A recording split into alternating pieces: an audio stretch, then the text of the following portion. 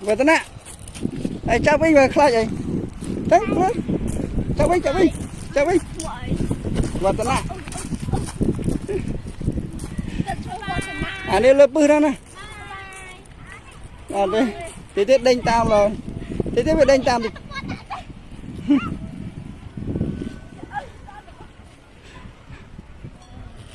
Vừa tên ạ. Lên.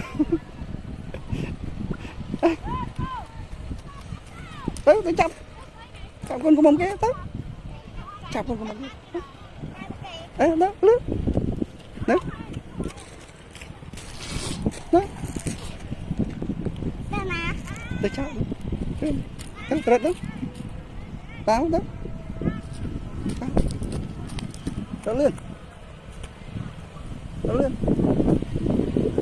tao lên đó mày khai kia lại kia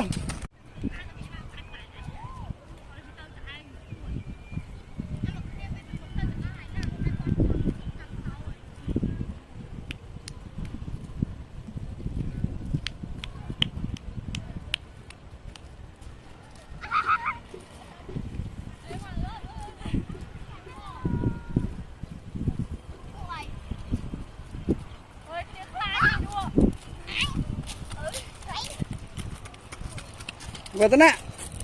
Ê, chào Vinh về khai vậy. Đấy, đấy. Chào Vinh, chào Vinh. Chào Vinh. Vừa tên ạ. À đây lớp bư ra nè. À đây. Tí tiết đánh tam rồi. Tí tiết phải đánh tam thì.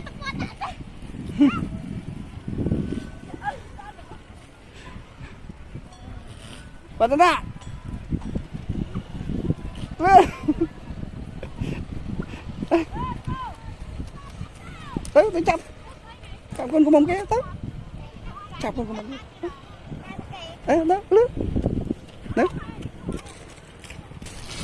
đó tới chậm tới tới đó tao đó tao lên